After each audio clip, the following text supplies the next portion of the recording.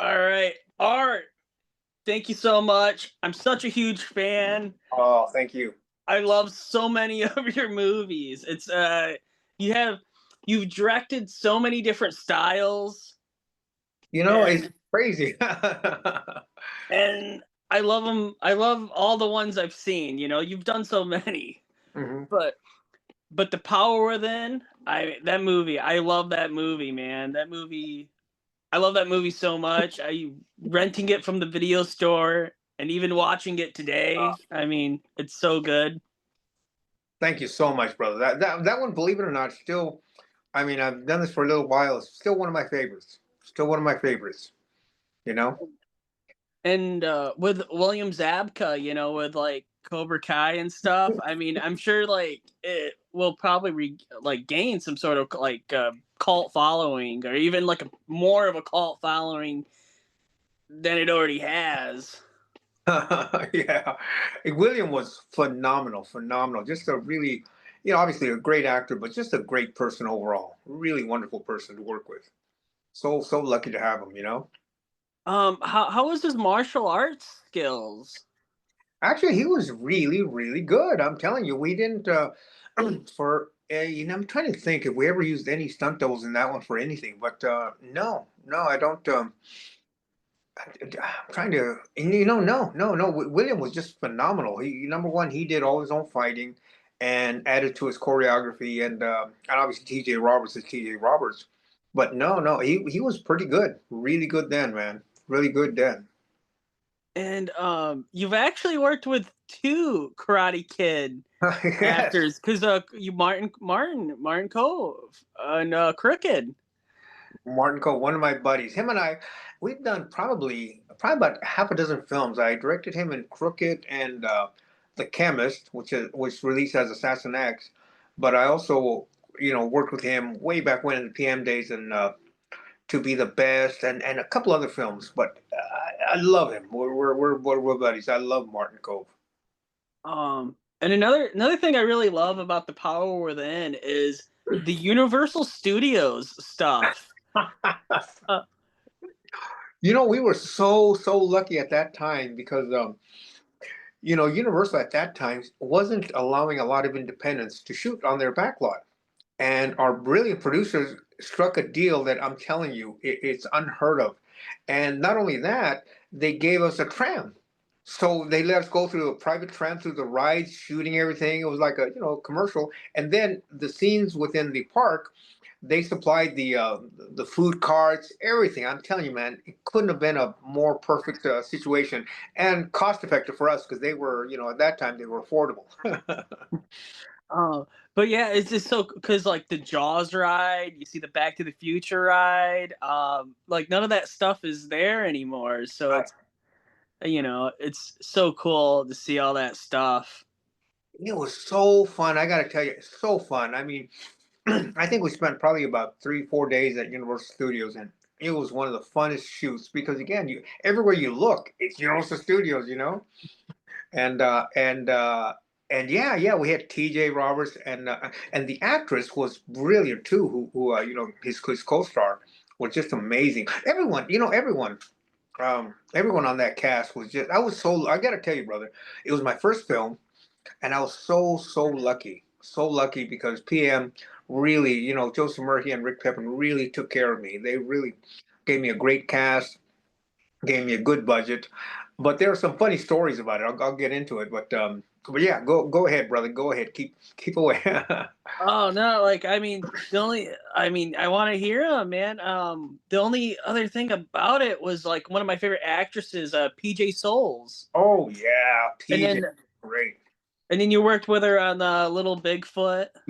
Yes, yes, and and the actors and Mr. Peters. Remember him? I mean, he became famous as Mr. Peters. He was great then. I'm terrible because I forgot his name, but incredible, incredible actor.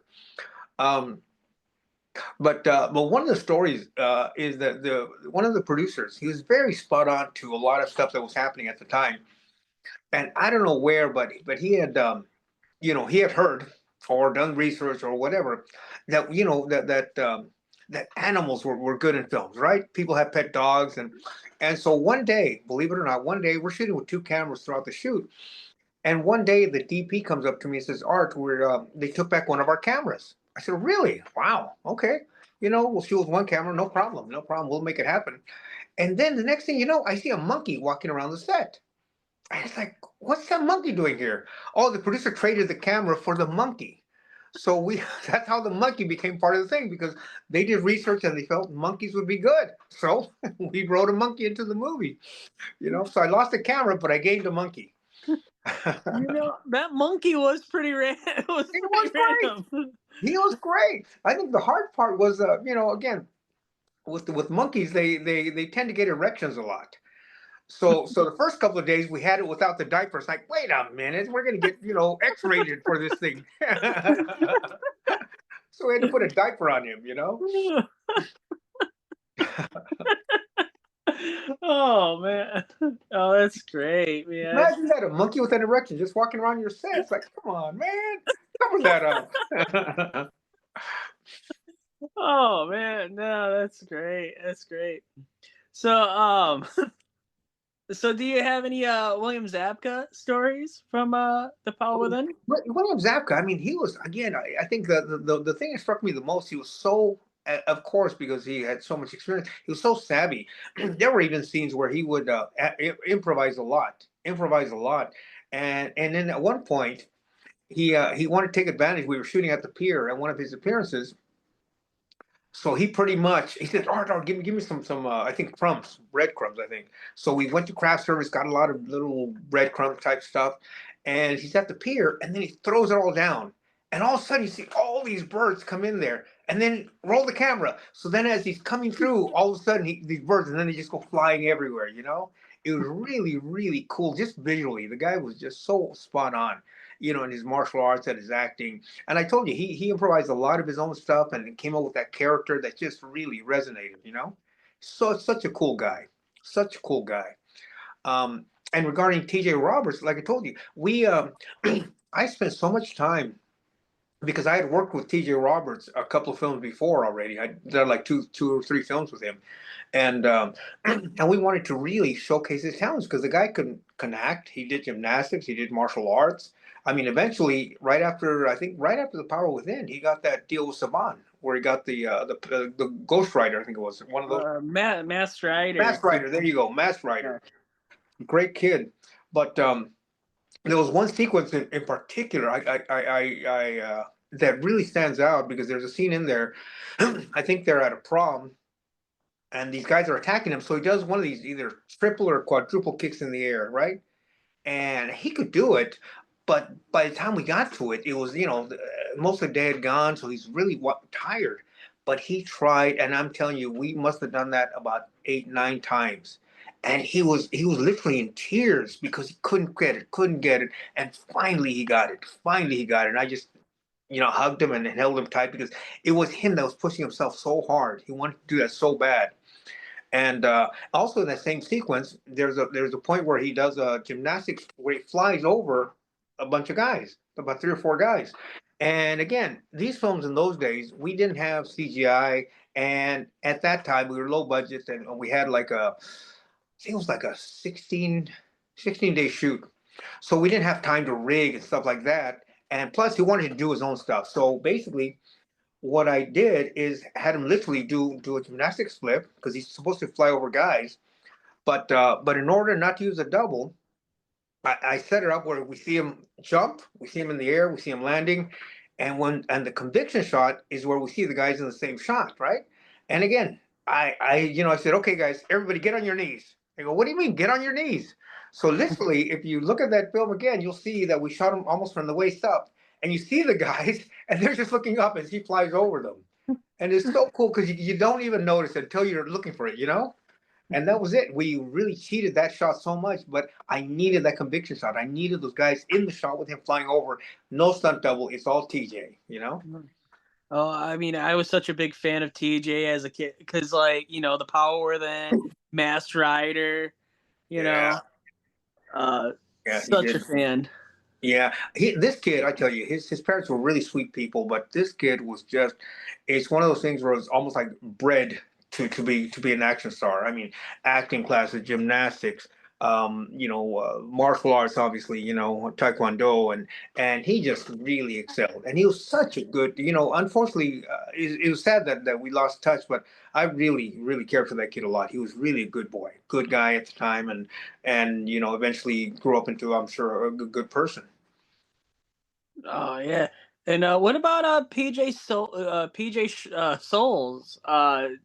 PJ What, was phenomenal. I remember her stripes. I mean, I was a huge fan of hers, and we got her and Karen, and I was, again, those were people I grew up watching. Room 222, and PJ Souls and Stripes. So to get them on the show was really amazing, and very good. I mean, I tell you, the the actors, really knew their stuff. Obviously, they were knew their stuff, so that made my job so much easier.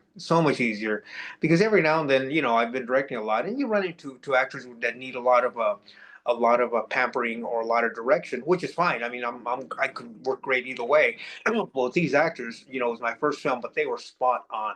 They were spot on. They really, really picked up the slack of my inexperience and really helped me make that a pretty good film. oh man. And another movie you did that I've really loved that I used to rent from the video store a lot was Half Past Dead 2. Oh, that was crazy. I got to tell you, brother. What happened? I had done Half Past Dead with Steven Seagal. I had done all the action over there, and we shot that. We were up there. I think I was up there probably about a month and a half, 2 months in Germany. In Germany, shooting all the prison sequences. Then they came back in Alcatraz and shot the exteriors. But that was amazing because I'm a big fan of Seagal's. Regardless of what some people give him a bad rap, whatever. I respect him as a martial artist. He's been always very good to me, and again, when we worked on the set, I wasn't there to make friends. I was there to do a job. And so my respect for him is in martial arts as well. So I never called him Steve or Steven. I always called him Sensei because he is a sensei in Aikido. And yeah, we got along great. We got along great. I tell you, there was only a couple sequences where instances where there was some friction, but that was between him and other actors, and it wasn't even the actor. It was, unfortunately, the director was very passionate. John Michael Paul, great director, but very passionate. And there was one scene when they're in the prison, when they take him into the prison, where the actor, I forgot the name of the actor, but he roughs him up a little bit. So Steven asks him, don't rough me up too much. The director's telling him, rough him up more. So it was that kind of thing, back and forth, back and forth. By one take, he went a little too far, and then you could just see two big guys standing up. Right, they're literally Steven Seagal got pissed, the actor got pissed, and I'm seeing this, and I'm thinking, oh shit. Something's gonna go down, and then you see, because Steven has, bodyguards and everything. All of a sudden, the room gets tense. Bodyguards are kind of rushing to the set, and all I could think of, one thought is my mortgage payment. I thought, no. I mean, if the film shuts down, I don't pay my mortgage. So I'm like running. It was Rodney King moment, man. Can we all just get along? Looking at these two big giants. I just stopped right in the middle of it and just, come on, Stephen, he didn't mean it. Right, you didn't tell Stephen you didn't. I tell you, man, it was crazy. It was crazy, but it was very fun. But apart from that, it was really good. There was so much mutual respect between Stephen and I, and and then when Half Past Dead 2 came along, I'm not sure what happened because I know that initially I think Don Michael Paul, the director of Half Past Dead, was going to do it. Then for whatever reasons he dropped out. So they asked me. Andrew Stevens called me up and says, "Hey Art, we're doing a sequel. We'd love you to do it, and this one's going to be with Goldberg. And Goldberg, I don't know if you're familiar with him, but the guy is amazing. He's a beast. He is a beast in real life, a beast. He and apart from that, I thought he was a pretty good actor. But again, we got along great, and with Corrupt and obviously Tony Plana, you know, and then the other actors that we worked with. It was an amazing experience. We shot it out there in I think it was in Los Angeles, a prison in Los Angeles, a women's prison.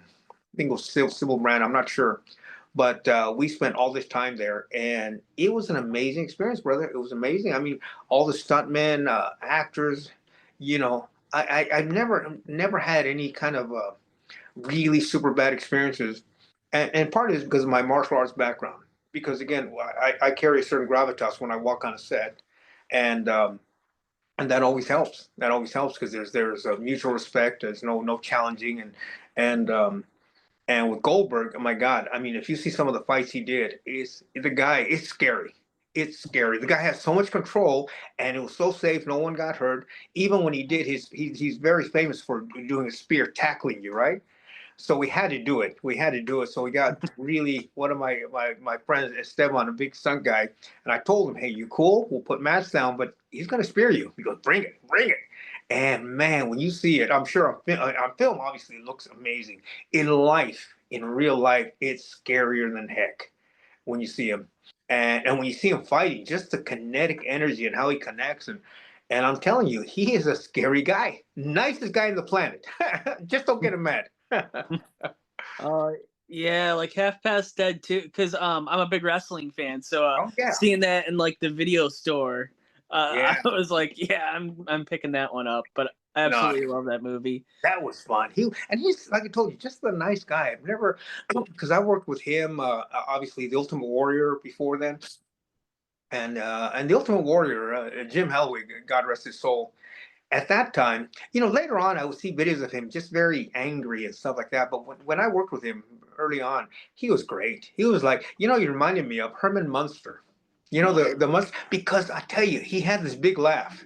Oh, ho, ho, Billy Jolly laugh, and a big giant of a man. And and there would be times where he was also a little insomniac at the time. I mean, the guy wasn't sleeping. So sometimes in between setups, you see him. He literally could be standing there sleeping. I was like, Jim, wake up. We gotta do it. We gotta do this next take. Because he was just like I told you, just so much into his art form. And as a matter of fact, shortly after the film wrapped up, he flew me up to his place. He had a place in Arizona, and we trained because I trained him a lot on movie fighting because he wanted to go in that direction. But I tell you, in terms of these athletes like Goldberg, I mean, there's nobody like him in the sense that again, he's a great screen presence, great actor, and so much in control, so much in control. I tell you, the stuff he did looked so hairy, but safer than safe. You know. And Uh, even when I worked with a lot of the MMA fighters, like Randy Couture or Rampage Jackson, just the nicest guys and just very professional. And as a matter of fact, Rampage, I mean, the guy could be a stand-up comic. The guy is just funnier than heck, a big teddy bear. But again, don't get him mad. Don't cross that line, and you're good. yeah, I was gonna say, because I'm in Lansing, Michigan, and that's where Steven Seagal was born. Yes, yes. Like I told you, and I always preface this because a lot of times over the years, people have asked me, oh, when I mentioned when Steven's name comes up, a lot of times, people think, oh my God, he was hard to work with, whatever. But no, man, my experience was the opposite of almost everyone I've talked to because again, because I respected him for what he did, and we respected each other. Because give an idea in terms of the choreography, he choreographed. Excuse me. He We had yin and yang, so we did some of that Chinese cable kind of stuff. But the stuff that he did, his aikido, I mean, I don't know aikido. So what I would do is just talk to him. I say, Sensei, I need a technique that sends him in this direction. So he would give me a series of options. I go, yeah, that one. You know what I'm saying? So it was very, very respectful both ways.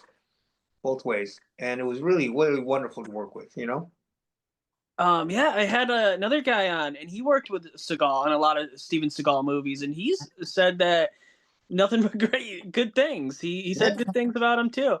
The only thing well, it wasn't even bad, but they filmed the movie in Thailand, so Ah. like his doubles were all from Thailand. So they, yeah, yeah. Yeah. Yeah. Another actor I worked with, which was a really wonderful experience, with Dolph Lundgren. Dolph, I did pickups on this one film. Gosh, it was a zombie film that he did. I forgot the name of it, but it was again wonderful experience.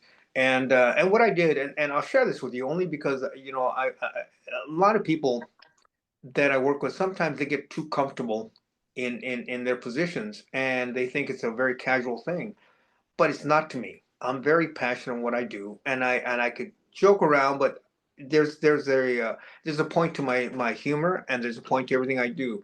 So in that situation, when I got the job, it was pickups for a film that he had just finished. They were shooting a few more fight scenes, and and the director and the producer, they called me up, said, Art, would you do this and come to Utah?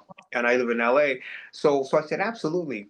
And everyone that I talked to from production prefaced it by saying, Art, we want you to choreograph it, but keep in mind that Dolph is very particular. He has certain particular things he likes to do. And he usually changes a lot of stuff. You can have everything prepped, but he'll change it because he has a certain style he wants. I said, great. I'm not getting paid by the punch.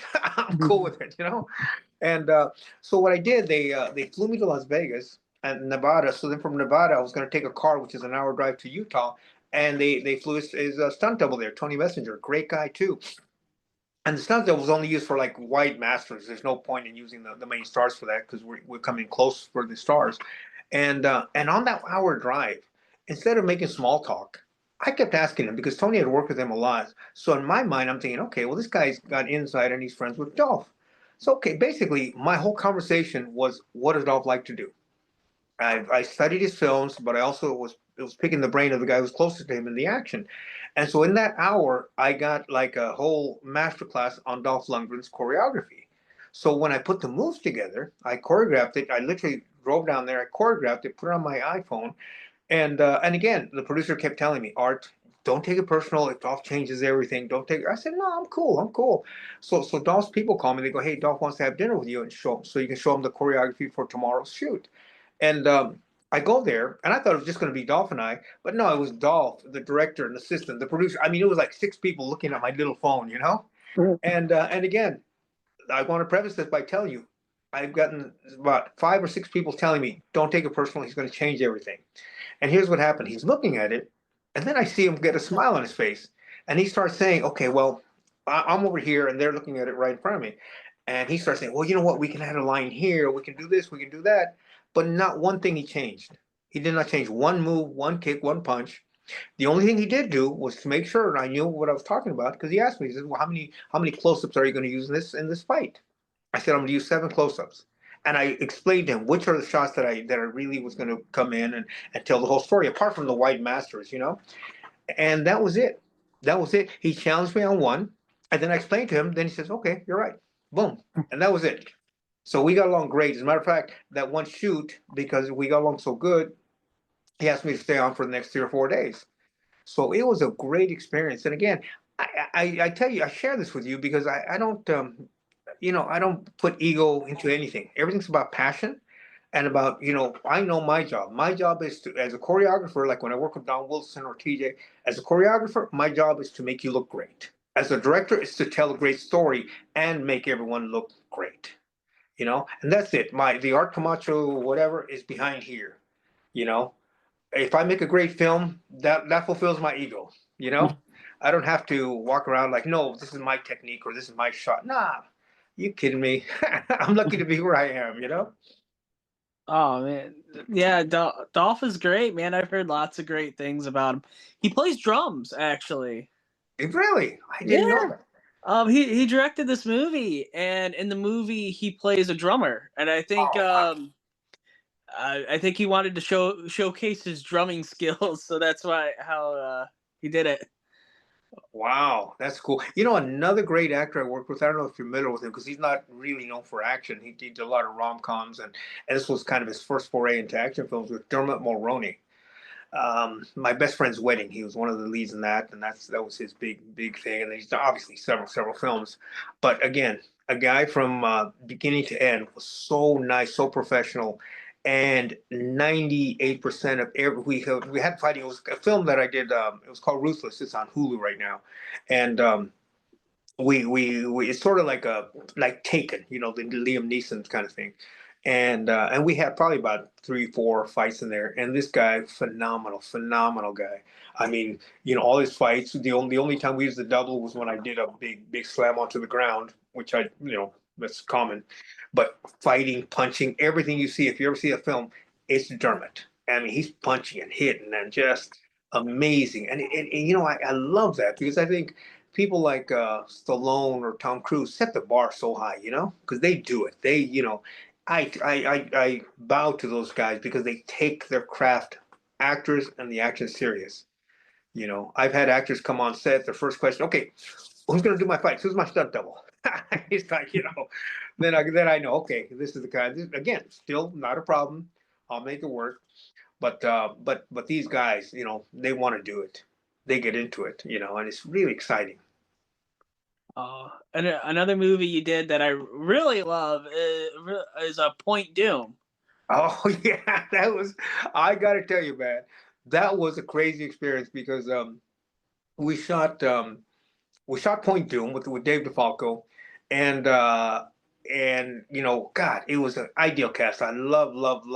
Again, I love all my casts, but this one had Richard Grieco, who was at his prime in there, and I'm as straight as they come. You know, I'm married, I have kids, I love women, but man, I had puppy love eyes at him. Man, he's so good looking, so charismatic, and I was like, oh my God, it's Richard Grieco. And then you get, you know, Dice Clay. He does not get enough credit for his acting. The guy, I to me, he was phenomenal, phenomenal, very professional.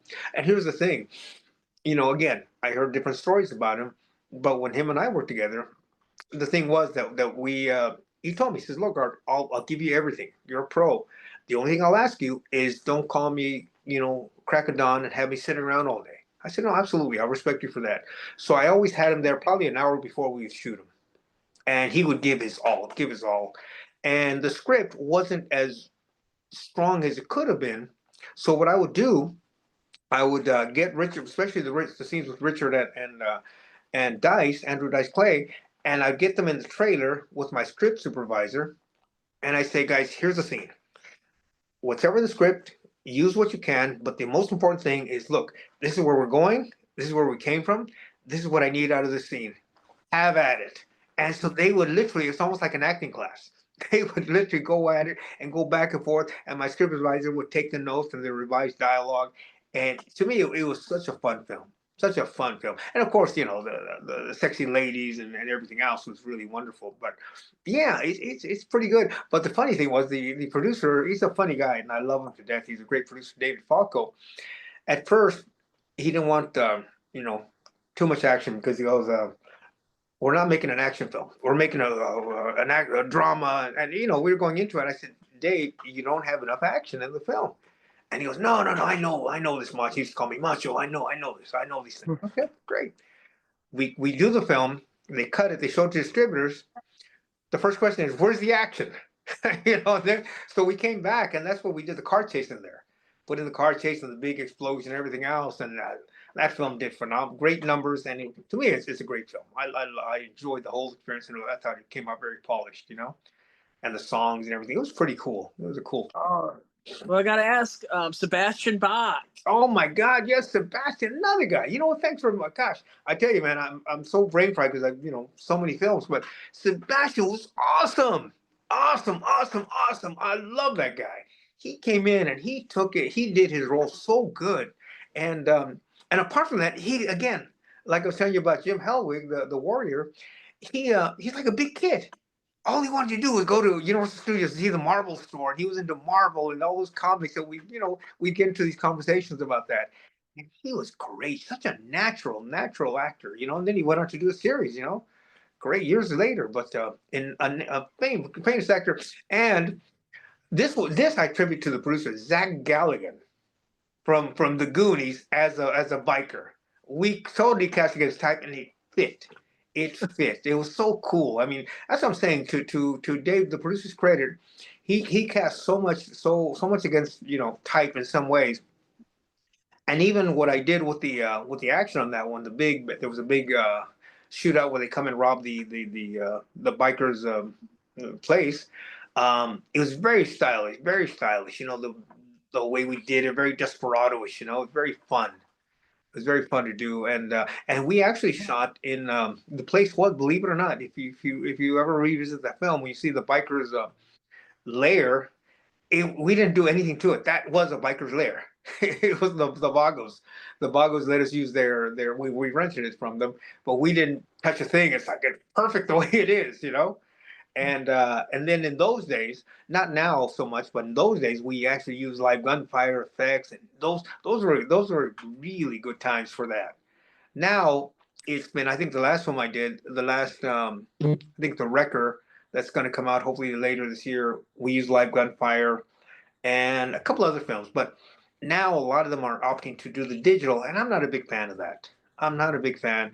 Um, regarding safety, I am one of the safest persons that I know because I am so paranoid about safety, especially with gunfire. Even you could be 20 feet away, and I still tell the actors, kind of, offset your aim because that's what you do. You just offset the aim that, and God forbid anything happen, and every time we have a gun on the set, there's always multiple checks. As a director, I've never I've touched the rubber guns when I'm choreographing or when I'm throwing stuff around, but I never touch a live weapon with blanks on a set because there's no need to. There's the armor, there's the ADs, there's the stunt core. There's so many checks and balances, and then there's the actor. Then whoever crew wants to check it out. So minimum, you got the armor, you got the AD, you got the stunt coordinator, and the two actors. So minimum, you have five people checking each weapon before it's handled. And it's a sad when I've seen these accidents like the Rust accident or going back to Brandon Lee. There's no reason, no excuse, no reason for any of that stuff. It's such a tragedy. But how it affects us is that when you're doing this stuff, when you have because again, I still perform in front of the camera. So when you have an actual gun and you're firing, there's something physical there that you really can't capture when you're doing the digital.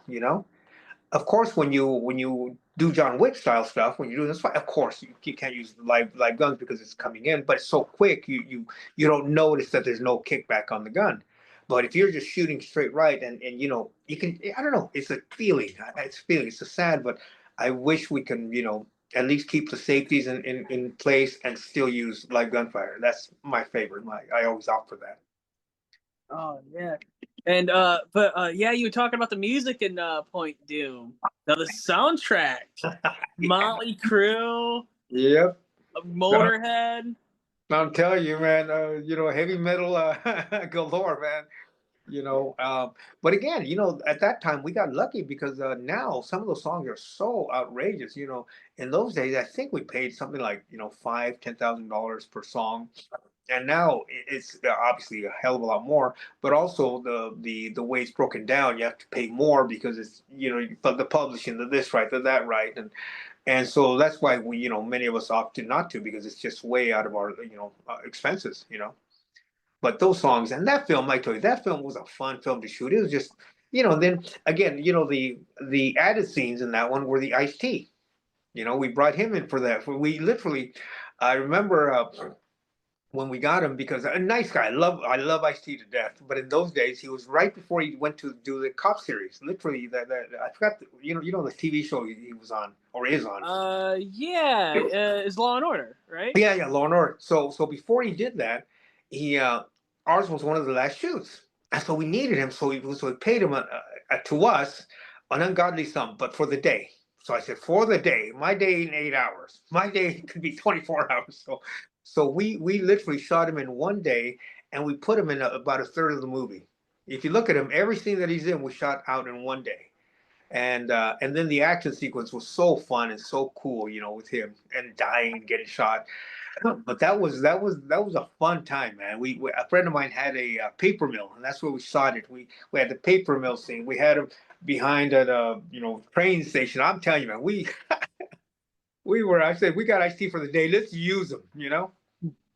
And it just got I think it was a couple of years ago. It got a Blu-ray release. They put it on a Blu-ray. Really, I wasn't aware of that. That's cool.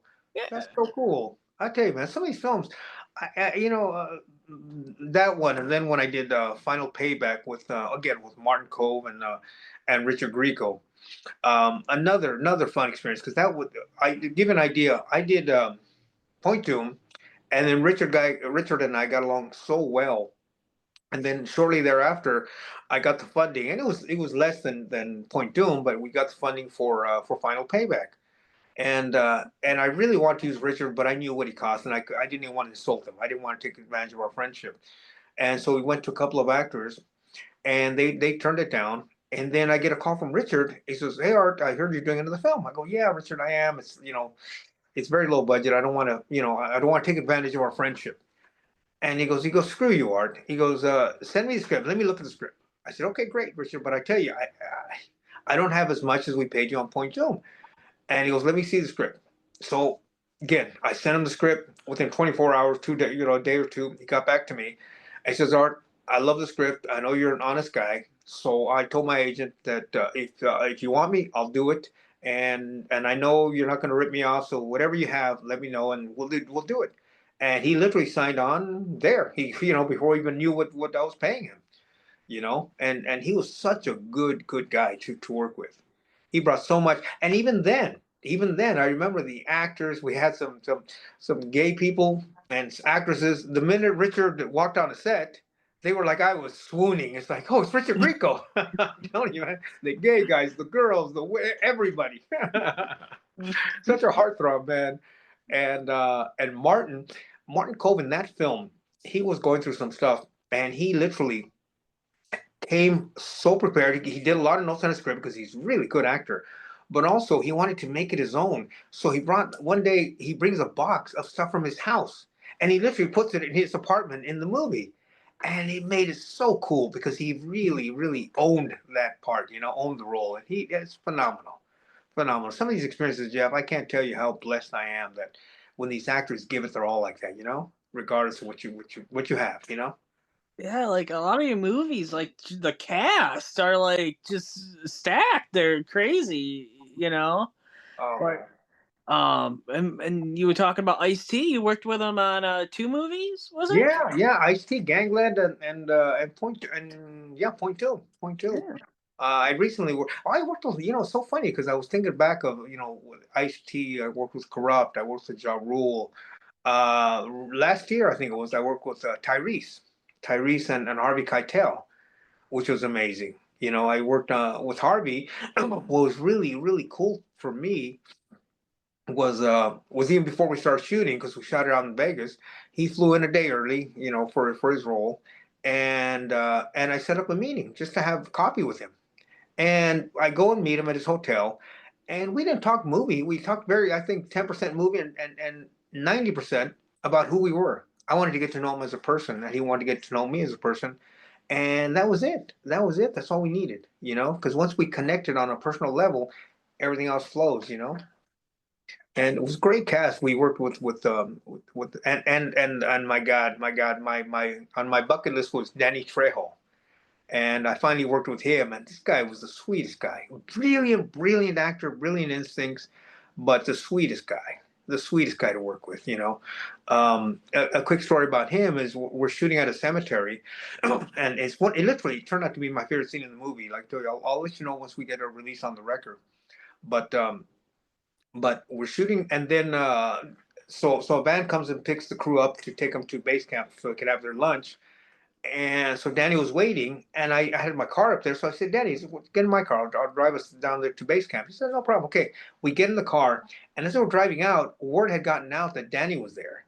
So a bunch of Hispanic, two or three Hispanic families were walking down the sidewalks on both sides of us, right?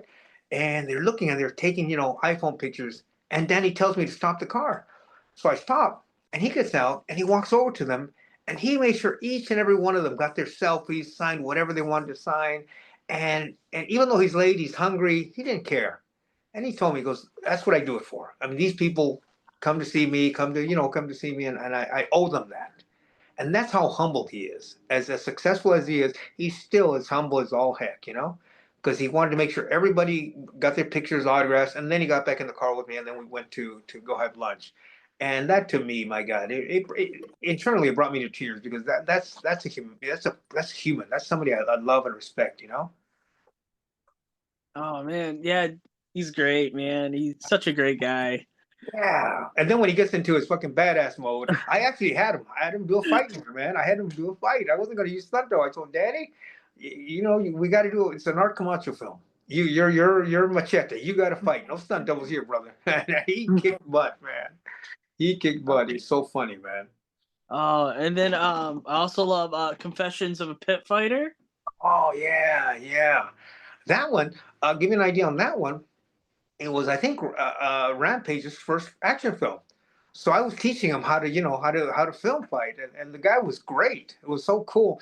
But in one instance, it was funny because it was one of my fighters. Because I got a bunch of fighters that I use occasionally in films, martial arts guys that I train, and it was funny because he was wearing these really heavy, army boots or whatever in one scene, and he's fighting the guy, slams the guy down, and then he's supposed to stomp on him, and he went a little too far, and literally he stomped on the guy. And I said, "Damn, that looks good."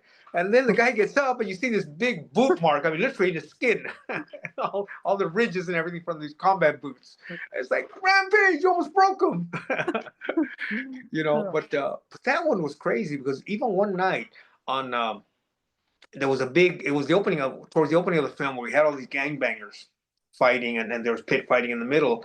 And that night, Aldo, who was a great actor, he was an ex gangbanger, and he's the one that from that area. He got all these guys to show up. All these guys, the real deal. We had a real, from the different gangs represented in East LA, and they were all cool. They were all cool because there was a truce going on, and they wanted to do it for media, for Hispanic, for us Latinos, and everybody was cool. Everybody was cool, and then what happened is that we had a guy doing a motorcycle, revving his motorcycles, were shooting it, then another guy doing tricks on his car, and unfortunately, the motorcycle got lost control a little bit, and hit the car, and that car had just been tricked out, and that's a rival gang. And so I got to tell you, Jeff, for about 30 seconds, my life flashed before me. Because everybody from laughing, having fun, drinking beers, all of a sudden you see the mood just drop. And then you see people, going down. And then everybody's coming together. So my first instinct was, Aldo, talk to your guys right away. Talk to them, tell them we're cool, we're going to take care of it. And he ran, and it was a big circle, like 30, 40 guys. And then after a few minutes, I didn't know what was going on. So I went in there. And I said, guys, let's keep the peace. It was an accident. Nobody meant to hurt anybody. And I said, I'll tell you what. I pulled out my driver's license and I said, look, this is me. This is Art Camacho. F the producers. If they don't take care of it, you take your car wherever you need to take care of it. You come to me. I will personally. I'm here. Here's where I live. You can find me. I'm not running away. I'm not gonna. And finally, when people saw he was sincere, then everything kind of, calmed down. And that's why I was. That's the way I am. I mean, I knew the producers were going to take care of it, but these guys don't know the producers. They don't. They barely know me. But if I'm showing them my license, I'm not running away from nobody here. And we made sure that their car was, they took it to their guy. It didn't matter what it cost, as long as the car is made to their, specifications. But I got to tell you, Jeff, that was probably the scariest I've been in my life, because I thought, you know what, not only was the truce going to be broken because these gangs had just formed a truce fighting, it was like 3 or 4 gangs, but then, all the violence and shit that would have incurred. This area was so bad. To give you an idea, is that about a block and a half down, we're shooting the scene at night and people partying and all that stuff, and we saw a cop car drive by. They stopped and they didn't turn. They just kept going. Nobody wanted. They're thinking, the gangbangers and all this stuff. But it was a great, great experience. And that one, the script was loosely based on a little bit of what I grew up with, and it was a very personal film for me in that regards. A Confession of a Pit Fighter, and again, just the labor of love. And Armand Asante, come on, phenomenal guy, phenomenal guy. You know, Oh yeah, I mean, and I'm a big Power Ranger fan. So and Richard, oh yeah, come Richard, on, Rick, yeah, yeah, yeah. He was great. He was really good. Sad what happened to him, but really good at that time. Good guy, good actor, obviously good looking guy, physically everything else.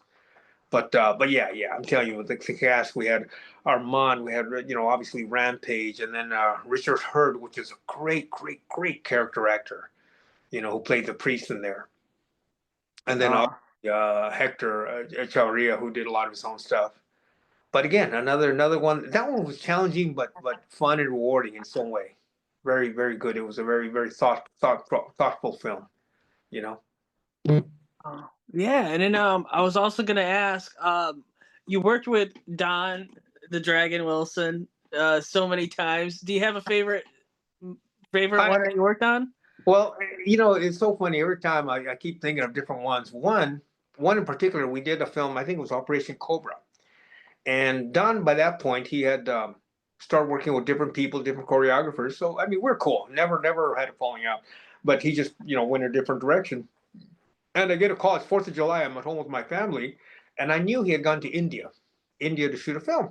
So I get a call, and it's Don. Hey, Don. I thought, man, you guys wrapped up early. I thought it was going to be another month. He goes, Art, I need your help. I said, great. Okay, I'll go. Where do you need me? In India. So he calls me on the 4th of July to go to India.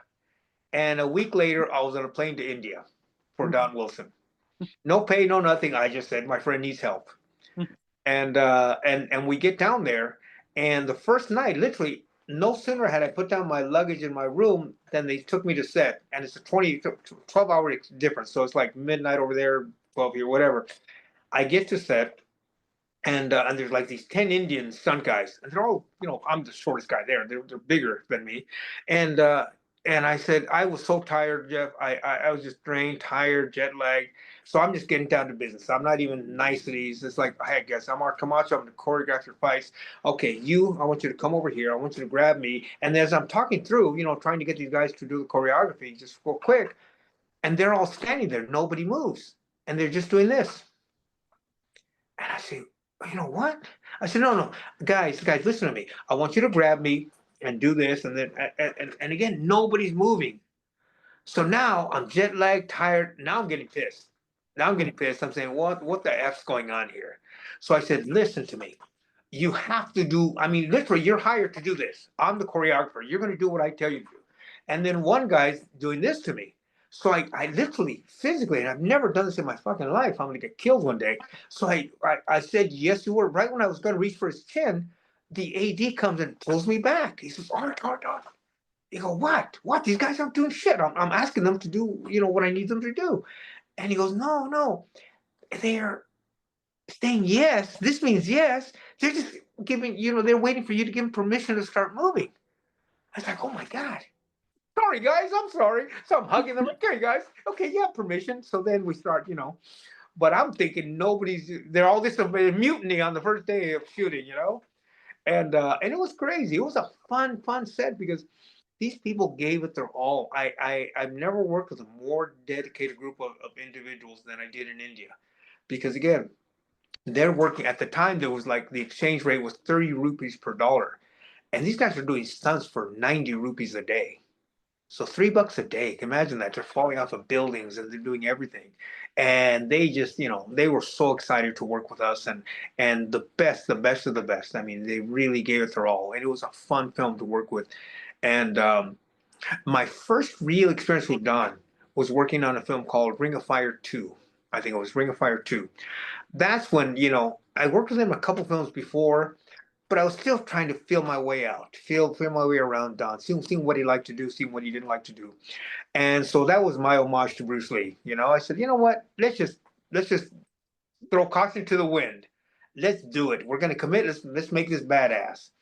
And that was my funnest film because that one we had all kinds of crazy stuff. People going in underground caves, people trash people, and him using aikido and all kinds of stuff. And that's when Don and I first really connected. And from then on in, it was like we've been together for years. And so that was Ring of Fire 2. And then when I directed him in Redemption, there was another director attached, but there was a lot of issues at the time. And so I was like their second or third choice. And I wasn't really going to do it. The money wasn't that good. And I thought, you know what? You're insulting me with this thing. But Don asked me personally to help him. So I said, okay, great, I'll do it. But it turned out to be we shot again back at Universal Studios, and with Sam Jones and what's the name? Sean Penn's brother. Gosh. I forgot his name. Jesus, I'm so fried. But he was on camera. He was great, but he was so involved. Sadly, he was into drugs and drinking. So there was a lot of times just trying to get him to the set was very challenging. And but performance wise, he was there. Performance wise, he was there. What's the name? Sean Penn's brother. Ah, Uh, Chris Penn. oh, Yeah, Chris Penn. Yeah. And I'm trying to remember who else. I mean, so it was Don, Chris Penn, Sam Joseph, and but you know, and especially the Pit Fighter, also the other actors in that film were just amazing. Gosh, I tell you, I'm having all these brain parts right now. But you know, like you were saying, I've been so blessed with these casts that are amazing. And you know, I get credit as director, but I mean, really, it's great DPs, it's great actors, and you know, because the scripts are always marginal. I've never had a script until recently. I'm putting one together right now that I'm really excited about.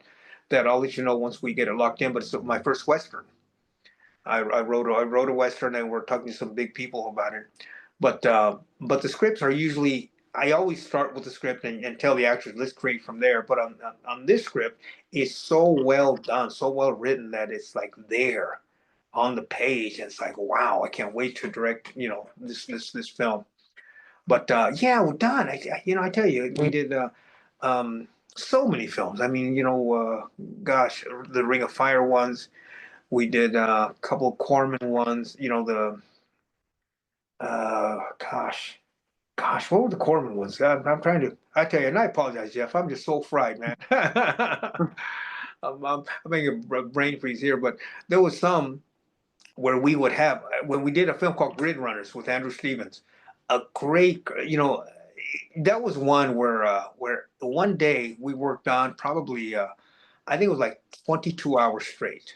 22 hours straight. He was fighting. I mean, he had like 8 or 9 fights in one day. And it got to a point where he was almost like a zombie. What I would do after each fight, I'd sit him down for 15 minutes. Okay, Don, you're up. He'd take a little cat nap, then he'd go back in, go back in, go back in. And on that one, it was funny because we shot it. That was one of the first ones with Andrew Stevens that I had, you know, directed a lot of the action. And the editor had called Andrew and Don and told them, I don't know what you guys were thinking, but this is uneditable. We cannot edit these fight scenes. Art, sadly, he didn't know what he was doing. So then Don calls me up. He says, Art, you know, would you mind helping? I know it's not, we're not paying you for that, but would you mind helping the edit? I go, absolutely, Don. I know what I shot. I know because I directed and choreographed. I know exactly what we did. And so I came in there, and in 2 days we got every fight edited, and that became the first world premiere for Don Wilson and Andrew Stevens. So from a fight that cannot be edited, and 80% of the film was fights, to world premiere. I'm telling you, man, ye of little faith sometimes. how was Roger Corman? How was he? What was he like? He was, you know, I never I worked with him, but I just would meet him a few times. He wouldn't go to the set a lot, but he was just the nicest guy you could imagine. He was just, you know, hey, talk like that, just very nonchalant and very genuine, very genuine. We were actually going to do a film, put a film together for Lorenzo Lamas with him, but it didn't come through. But you know, met with him and same thing, just the nicest guy. You couldn't ruffle his feathers on anything, you know. But he was great. He gave so many opportunities. And to me, my equivalent of Roger Corman was PM Entertainment with Joseph Murphy, because they're the ones who gave me my Joseph Murphy.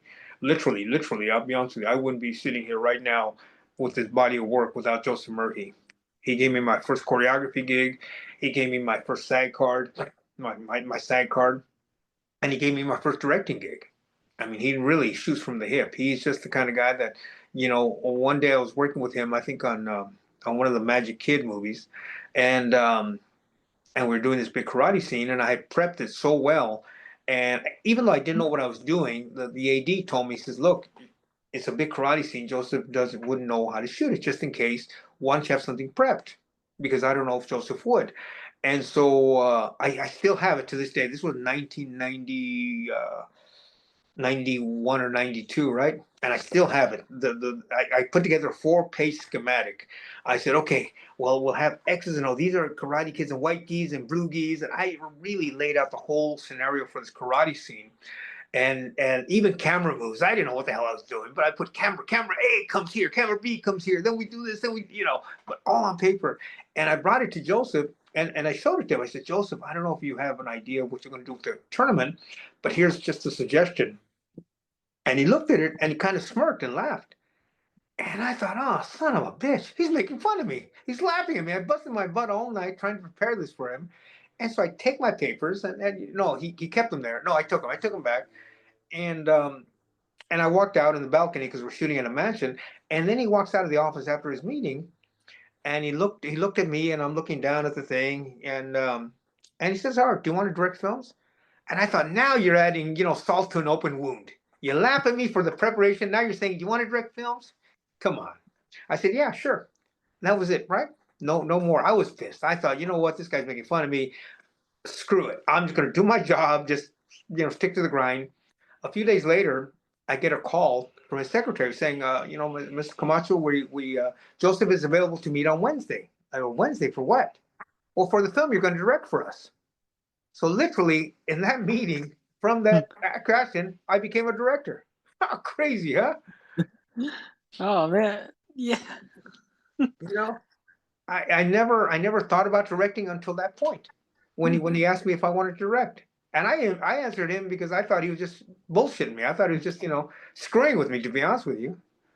But that's the way Joseph is. Shoots from the hip, literally shoots from the hip. And if he sees something that's because the one thing I do is have great work ethic. I work 24/7, brother, 24/7. And you ask me to go 100 miles, I'll go 200 miles. I'll do whatever. But that's how I got my first directing gig, The Power Within. Eventually became The Power Within because we were kicking around so many different ideas, and finally we came upon The Power Within, and with this script writer. And what I did in that one, I tried to, even in the end had the way it was scripted. After TJ gets the power and all this stuff, he starts beating the shit out of Billy Zabka and really messing everything up. I said, no, no, no, that's not what it's about. That's not what it's about. That's why I changed the ending to, okay, grabs him and then he intimidates him. Now this guy knows I have the power, so he's exposed for the coward that he is. That's it. End of story. Not beating the shit out of you now that I can. It's like, that's not martial arts to me. And yeah, we shot that partially on a street and partially on a soundstage because we recreated the bars on the 6th Street Bridge, and it was fun because shooting in LA in that era, brother, was so amazing. We could do anything, and it was so cool. We never destroyed anything, but we could do so much. Now you're so limited to what you can do. That's why I haven't shot. I probably in about 8 years I haven't shot a film here in LA because it's just next to impossible. You know. Oh man, and we were talking about Don Wilson. One of my favorites that you did was Sci. Okay, I Oh, always Sci-Fighter. yeah, because I always want to say Sci-Fi Fighter, but it's Sci-Fighter. Oh man, that was fun. That was, it was fun because we worked with a lot of buddies, all these martial arts guys, and that was Bill Gottlieb, his brother-in-law, who was producer, and I think his one of his partners wrote the script. And again, very low budget, but it was fun. It was again labor of love. It was all family. It was all family. We shot it, I think, like 12, 15 days, and just had a bunch of fun. Just having fun with that. With all the people that we worked with, from Aki Leong and gosh, the guy, I forgot the guy's name, but he had a rhino head or some prosthetic on his head. It was so fun. And Chris Casamasa's doing a scene. It was just like, again. The funny thing is, I've been around martial arts most of my life because of Eric Lee, who became my first Sifu, and then I've trained with different people from Dan Inosanto to different stylists, and most recently Samuel Kwok in Wing Chun. But martial arts has been my life. It informed everything I do. I do as a martial artist first, and then as a director, then everything else.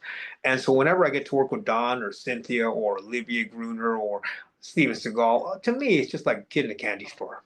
I'm always, because even from Seagal, I'm learning. I look at them and I'm trying to see where they get their power, and that, and even when I work with these MMA stars, like I worked with Cowboy Cerrone, Randy Couture, I like tell you Rampage, just great guys. Always, and I'm sponge even now at this point in my life.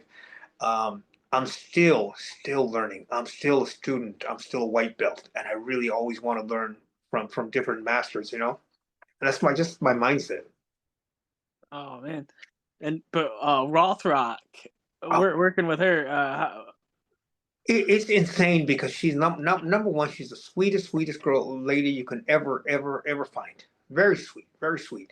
and talented as all heck. As her martial arts, even now, my God, when you see her throw those kicks and do everything she does, it's such perfection. And it's amazing, amazing. And I think she's good as an actress, but she definitely needs direction. Meaning that some actors, some directors on these levels, when they're doing these low budgets, they just okay, as long as you get the lines out, they move on. I don't. I like to push. I like to get deeper. I like to really, really push the actors.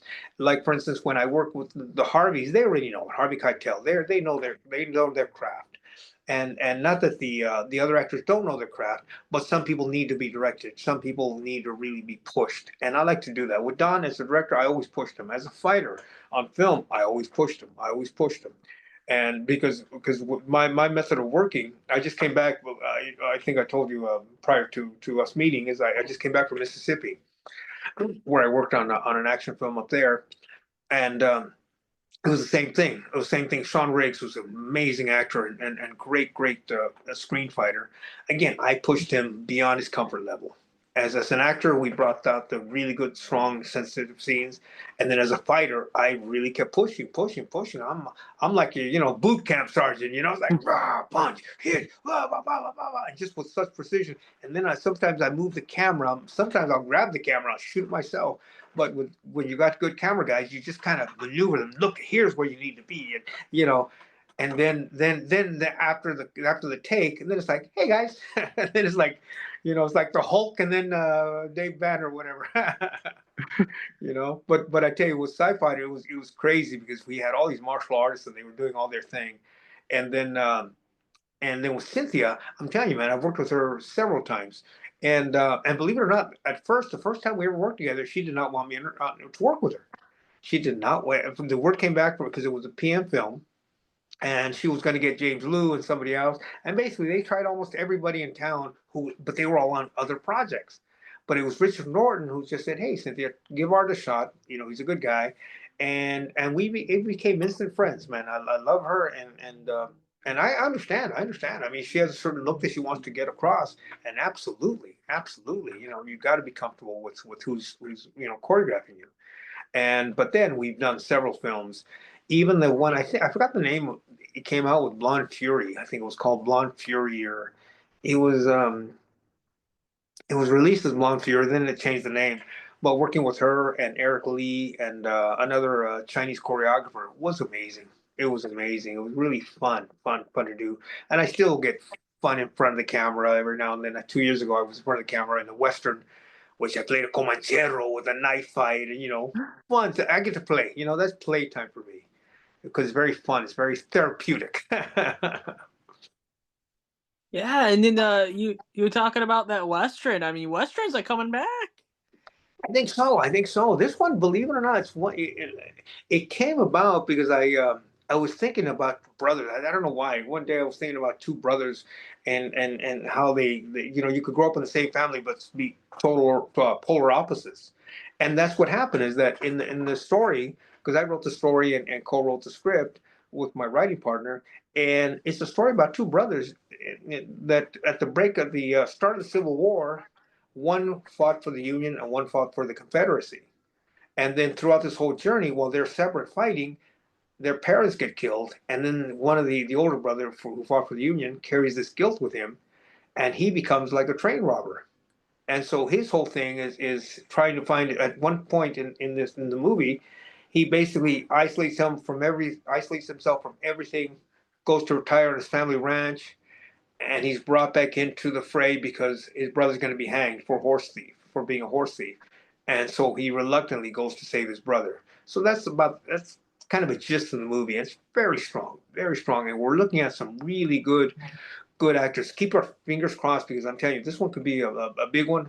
Because of the actors we're looking at, really kind of almost like A-listers for the I role. mean, You know. yeah, because like the Westerns, I mean, they're coming back. I mean, it sounds. I mean, I'm definitely looking forward to it, man. Oh It yeah, sounds good. it's going to be so cool. It's going to be so cool, brother. This one, I'm just chomping at. I see the movie. I see the movie in my head, brother. I tell you, I've been living with this for like 2 years, since I started writing it, and then we finally finished it about 4 months ago, And we were going to do it, very small at first. I said, you know what, this is a passion project. I'll do whatever budget I can work with. And then when I gave it to some producers, all of a sudden they're like talking, wow, this is great. We have to put more money into it. We have to get the bigger talent. And that's where we're at, that's where we're at right now. And I have another film that, again, I co-wrote. It's kind of a medical thriller that will probably be shot in Singapore. Kind of what's happening today with the whole global pharmaceuticals and all this fun stuff. It's, again, action thriller. But yeah, I've been so blessed, Jeff, and especially at this point in my career that in the '90s I was working 12 films a year for 3 4 years straight. I was either choreographing, acting, or directing. I mean, it's just nonstop. And then it died off a little bit in the early 2000s, mid 2000s, and then it picked up again in the like 2010, 2011, and a lot of people at this point would probably, okay, great, just settle to what they're doing. But I continue to reach newer heights. With Ruthless became, believe it or not, it was my first #1 film on Hulu. I stayed in the top 10 for 3 weeks, and it was going with Barbie, with the Planet of the Apes. So those were not the competition, but those are the films that we were on top of for 3 weeks. We were in the top 10, and now with the record that's coming out this year, it's kind of a Mad Max-ish vehicle, but it's set in modern times. And really cool. We got all kinds of fun stuff in that film. That's with Harvey Keitel and Tyrese, was, again, amazing. And Danny Trejo and Mina Suvari. Mina Suvari, who's a brilliant actress from American Beauty, and she's done obviously several films. But I'm telling you, going back to the cast, it's been an amazing cast. And this one I just finished in Mississippi. And the Western, I'm hoping, keeping my fingers crossed that in the, we right now we're just waiting to lock in the talent. We locked in one of the main stars, and we're negotiating with him right now. And we're waiting. Once we close that deal, then we can get the second star, and then we're off to the races. And either probably Arizona or New Mexico or Kentucky, one of those 3 states, will shoot it in. And I can't wait, I love westerns, brother. Is it Arizona? I mean, Arizona is where they used to shoot like the westerns, isn't it? Yeah, they have a couple of big studios there. And actually, when I say I shot, I basically was hired to choreograph and then directing a lot of the action in these films, two small westerns for a friend of mine. And then that's when I got the bug to do a western, because they were so cool. And I thought, I could imagine if I'm at the helm and if we write a stronger script, we can really, not hit a home run, and once I wrote it, then all of a sudden people started gravitating towards it, producers, and then actors. There was this one big actor who came so close to doing it because he felt the first 2 acts were, he loved him to death, but he had problems with the third act, and we're going back and forth with him, and finally he had to pass because of the time. But he would have been a great actor. Later on, I'll be able to share with you these names, or even off camera. But yeah, this has been such a good response from the big agencies, and that's a new one for me. Because even with Ruthless, there was again, Dermot Mulroney, who's not known for action films. Now they're using him a lot for action films, but Ruthless was just an amazing film that again, one of those things that I wrote and was sitting on the counter for years. And one day I said, hey, let's do it. And then this producer said, okay, I'll do it. Then it becomes like if you're like a snowball coming down a mountain. Then it picks up steam, and then you go. And that's the way it's been. And one thing that I didn't want to do at this point in my life is just do what I was doing in the '90s. I mean, they were great films for their time, but the sensitivities and the stories are much stronger now. Even Joseph Murphy of PM Entertainment, he basically, we stayed friends, and we get together probably once every 4 5 6 months. Go to his house, have lunch, or we'll just hang out. And the same thing, he was saying, look, he loved Ruthless, and he says, Art, this is amazing. I mean, it's amazing that you're still growing and changing with the times. You know what I'm saying? I'm not stuck in that era, even though there's still some great films that I really I'm proud of them. But now, as a filmmaker, I've grown so much that I'm doing a different types. Like you said, I'm always reinventing myself, whether it's Little Bigfoot or Power Within or Confessions, and then Final Payback, and then now doing a western. The one I shot in Mississippi was a African American superhero film. So it's like, you know, it's really a wonderful, wonderful blessing to be able to still be around and still do this after almost 30 years, brother. Oh man. God, I'm an old fart.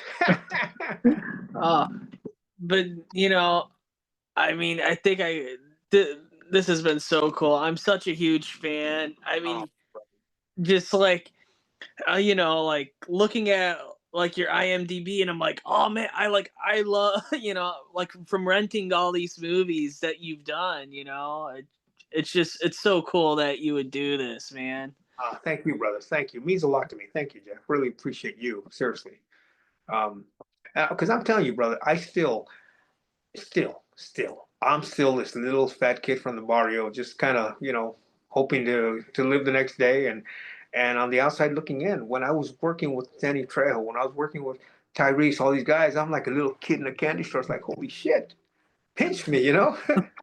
When Harvey Keitel tells you, and he put it on videotape, that it's one of the best filming experiences he's had in his fucking career. That's like, whoa, that's gold to me, brother. And just you, even now, talking to you right now, brother, just sharing these crazy Art Camacho stories, man. Thank you so much. Oh, dude. Well, I mean, this has been really cool. Thank you so much for doing this. Y- yeah, man. I don't know what else to say, man. This has been just it's been such an honor, man. It's been such Uh, an honor. Thank you, brother. We'll do it again once we get the record released, and once I lock in the Western. Let's do it again, because it'll be, God willing, it'll be a really strong piece, man. Everything we'll have fun, and you got to come down one day when we're shooting, man. You got to be on these sets, man. Have fun with us. Come and play. Oh man. Well, I look forward to seeing him, man. You know, I look forward to seeing anything you do, man. I mean, Ruthless was great. So I mean, yeah. No, thank you, brother. Nah, it's like I tell you, man, just so blessed to be still relevant and still doing and still reaching new heights with these incredible scripts that I'm working with now. I can't tell you, I'm like a kid in a candy store. It's like this. It reminds me of when I first got the Power Within. The Power Within, to me, I tell you, it's a little rough around the edges, but I like it. I still do. I still do a lot of stuff. Even little Bigfoot. Come on, a baby Bigfoot. Come on. How crazy is that? And then Recoil, which I just did a thing for Action Elite. They were doing a kind of a retrospective on that film Recoil with Gary Daniels, and that was an obscene action film. It was just, give you an idea. Recoil, out of the whole film, which was probably about 95, 96 minutes, you had 47 minutes of nonstop action. So more than half the film, cars exploding, shooting, fighting, grenades. Crazy, man.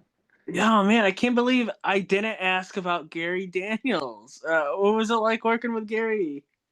Gary's very particular. I mean, I respect. We respect each other. I like the guy. I really do. I think he's a good talent. I just don't know why he didn't make that breakthrough, because I thought he had a lot of talent. He had a lot of charisma. Obviously, physically fit and everything else. And yeah, but I worked with him on Firepower, and directed him in Recoil. And Gary, great guy. Again, nothing, never had any bad experiences with him. We weren't as tight as Don and I, because Don and I became really good friends, and Cynthia and I kind of hanging out and stuff. But Gary, I mean, we worked well together, and yeah. I worked with him again in Mexico in recent times as a choreographer on a film.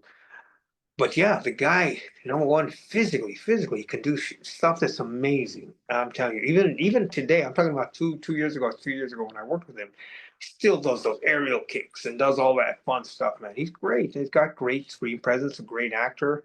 Again, you never know. You never know. I mean, you never know what it takes, because I still don't know what. And again, I'll never find out. It's already too late in my life and career. But what it takes to make that breakthrough, to do the studio films, because I'm telling you, man, a lot of these directors out there, the bigger ones, on these tight budgets, on these tight 15-day schedules, they couldn't do what we do. They could not do. They can. Give an idea. I remember there was a kind of a Q&A. I forget, I'm not going to mention the film, but it was a big action film, and it was a Q&A. And afterwards, the actors directors were there, and they asked them. They said, "Well, how many days did you shoot your film?" Oh, it was a tight film. We had 30 days and we only had $7 million. It's like, what are you nuts?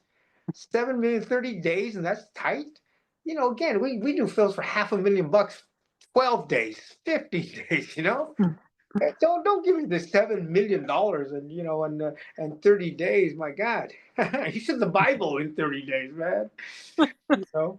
But give an idea, Recoil, which again it was a big action film, but that one again we were lucky, not lucky, but we were very fortunate that we had obviously Gary, but also Spiro Rosados, who Spiro went on to become the chase master in Hollywood for all the Fast and Furious films. But he's the one that did a lot of the car chases in Recoil.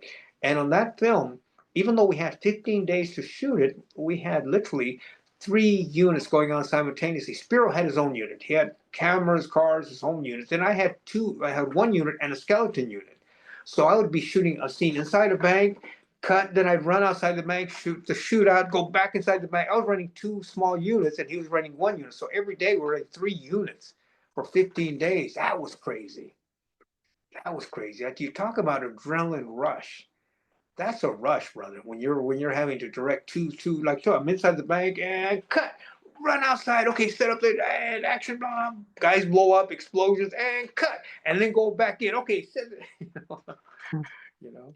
And but that's been my life, brother. That's been my life. I've always had to. I've always been the underdog. And so I'm used to that. I'm used to just being challenged every time. Even now, I'm challenged every day. It's like I got to keep going. I got to keep going. And so I got to be better than the guy next to me. That's my mindset. I have to always be more prepared, better, and stronger. And like this one in that we did in Mississippi, it was very challenging because it was a short shoot, but also there was very inexperienced people in the area. Great people, great hearts. We had a couple of really strong actors and some that were just kind of average, but they really had the potential of being great. And I saw that potential, and I pushed and I pushed and I pushed because I wanted them to reach their own greatness. I never want to leave people behind. I want to push you till you achieve it. Because if I know you got it, you got it. And 95% of them did, man. So that was really, really rewarding. But Gary, Recoil, all those films were fantastic, brother. And again, sharing this with you, I hope I didn't talk too much, but thanks, brother. No, man. Hopefully I didn't keep you too long, man. No, But brother. this has been so cool. Thank you so much for doing this. It's been such an honor. It was great. It was great, man. Awesome, brother. No, thank you. And I told you, we'll do it again, man. We'll do it again, and yeah, we'll keep it going. You keep it going. I wish you a lot of success with your podcast, man. You're a good guy, and you make it so comfortable and easy to talk to, man. Oh, And that's that. And I'm telling you the truth. To me, what you're doing right now is so effing hard. I swear to you. I did that show. I don't know if you remember.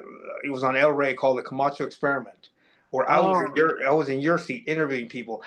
I swear I had cue cards and I couldn't even read the damn cue cards. I couldn't. I was so nervous. I couldn't even tell my own name. I literally had my partner with the damn. Okay, Art. This is Don Wilson. Okay, I was so. It was hard. It was hard. I swear to God, what you're doing right now is challenging because you're so comfortable at it. I tip my hat to you, seriously, man. oh.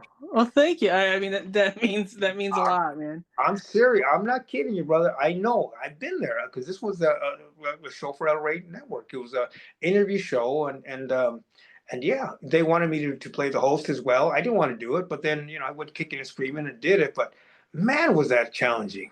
It was hard. So I would never want to do what you do. Trust me. So I wish you all the success on your show, man, and keep it going, man. Oh, thank you so much, man. I mean, this has been great. I look forward to watching your movies in the future, and I look forward to talking to you again. We will, brother. Well, God bless you, and God bless everyone out there. And if anything else, the last thing I want people to walk away with, and you to walk away with, is just live the dream, brother. Keep living the dream, whatever that dream is in your life, your passion. Do it, do it. God put that in your soul for something. Make it happen. Maybe you might not reach the highest heights, but God darn it, you're going to keep trying. So live the dream. All right. Take care, brother. All right, man. Thank you. Thank you, brother.